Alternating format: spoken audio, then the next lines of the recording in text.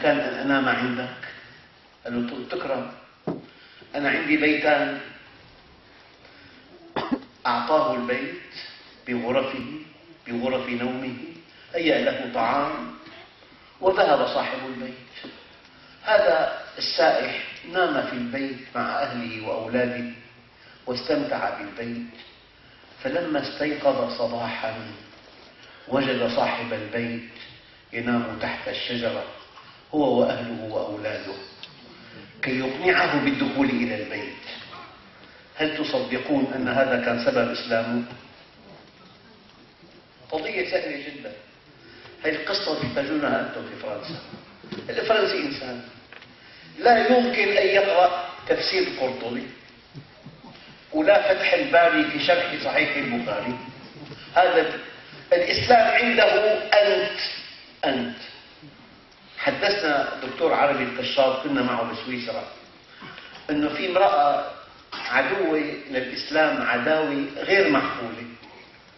أحد المسلمين الأطباء البيطريين يمشي في الطريق، رآها مع كلب لها مريض، سألها عن صحة كلبها، قالت له مريض. قال لها أتحب أن أعالجه لك؟ أتحبين أن أعالجه لك؟ قالت له أتمنى والله. فلما عالج كلبها انتهت عداوتها. الإحسان قبل البيان، القدوة قبل الدعوة. Donc la prédication a des règles. Donc c'est pour cela qu'on va parler des règles de la prédication. Mais avant tout, il faut savoir que chacun d'entre vous a besoin de connaître ces règles, car la prédication, encore une fois, elle ne concerne pas seulement les grands imams et les grands prédicateurs, mais elle concerne tout un chacun parmi nous.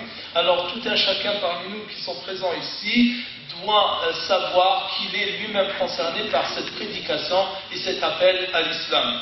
Car dans le verset qu'on a cité tout à l'heure, dit je prêche vers Allah, voici ma voie, voici mon sentier, je prêche vers Allah, moi et ceux qui m'ont suivi. Donc tous ceux qui suivent le prophète sallallahu alayhi wa sallam et tous ceux qui aiment le prophète sallallahu alayhi wa sallam doivent le suivre dans cette voie de la prédication vers l'islam. Donc la première règle, c'est l'exemplarité avant la prédication. Al-Qudwa qabla ad-da'wa, à savoir c'est d'être exemplaire avant de prêcher.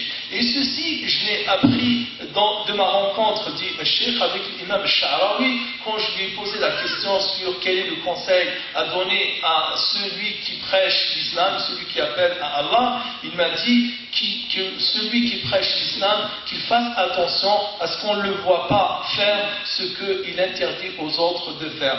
Ça, c'est la chose la plus grave, c'est de faire le contraire de ce qu'on prêche aux autres.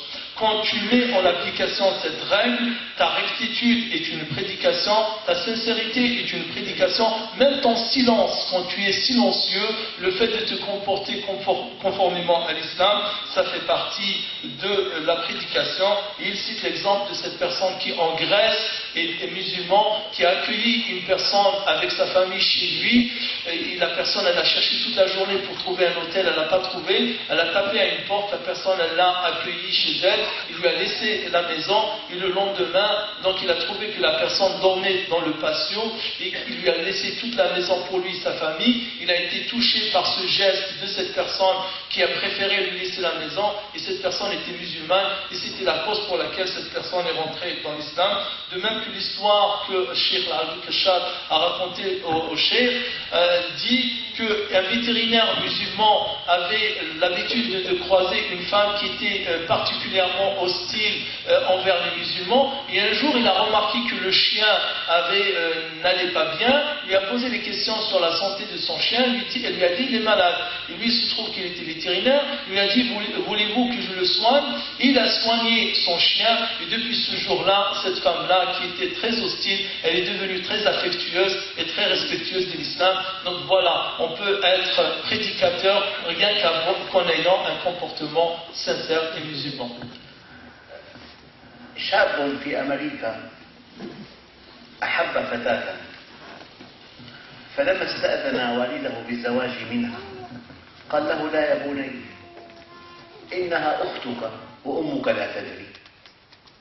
كان أبوه زير النساء، فلما أحب فتاة ثانية استأذن والده أيضا، قال لا يا بني إنها أيضا أختك وأمك لا تدري. فلما أحب الثالثة أيضا قال له أبوه إنها أختك وأمك لا تدري. فضجر وذهب إلى أمه وحدثها بما كان.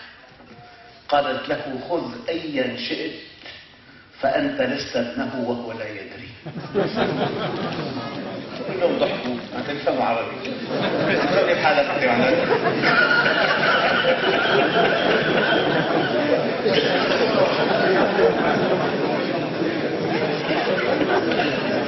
أنا ذكرت خصوصي كنت أشعر. طيب، القاعدة الثانية الإحسان قبل البيان. افتح قلب من تدعوه بإحسانك ليفتح لك عقله لبيانك. الإحسان قبل البيان. سيدنا معاوية جاء كتاب من مواطن قال له أما بعد فيا معاوية، لا في أمير مؤمنين ولا في خليفة ولا في شيء. أما بعد فيا معاوية إن رجالك قد دخلوا أرضي فانههم عن ذلك وإلا كان لي ولك شأن وسلام. فسيدنا معاوية ابن يزيد جنبه قال له ما ترى يا يزيد؟ قال له أرى أن ترسل له جيشا أوله عنده وآخره عندك يأتوك برأسه. التطاول. قال له غير هذا أفضل يا بني. جاء بالكاتب قال له اكتب أما بعد فقد وقفت على كتاب ولد حواري رسول الله ولقد ساءني ما ساءه والدنيا كلها هين جنب رضاه لقد نزلت له عن الأرض ومن فيها. يأتي الجواب لسيدنا معاوية أما بعد فيا أمير المؤمنين. اختلف البطل. أطال الله بقاءك ولا أعتمك الرأي الذي أحلك من قومك هذا المحل. استدعى ابنه يزيد قال له خذ اقرأ الجواب. يا بني من عفا ساد ومن حلم عظم ومن تجاوز استمال إليه القلوب.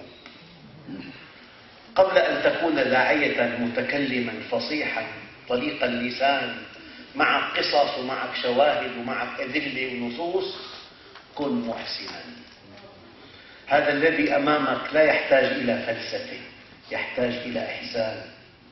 فلذلك إذا أخذ كريمة عملت داعية في فرنسا من تعلمهم انتبهي لهم لحاجاتهم لمشاكلهم علاقتهم بأهلهم. حينما تقدمين لهم خدمة تفتحين قلبهن لك، عندئذ يفتحن عقلهن لك لكلامك. الإحسان قبل البيان. ثمامة بن آثار من أكبر المجرمين بحق أصحاب رسول الله، وقع بيد أصحاب النبي أسيرا لكنهم ما عرفوا زعيم قبيلة كبير. ربطوه في سارية المسجد، مر به النبي قال هذا ثمامة، ما عرف.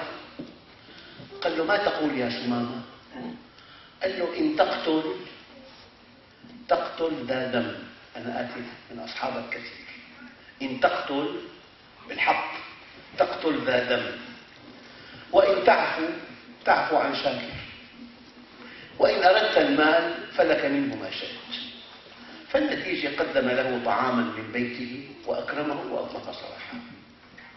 هذا ثمامة صار من كبار أتباع رسول الله. الإحسان قبل البيان.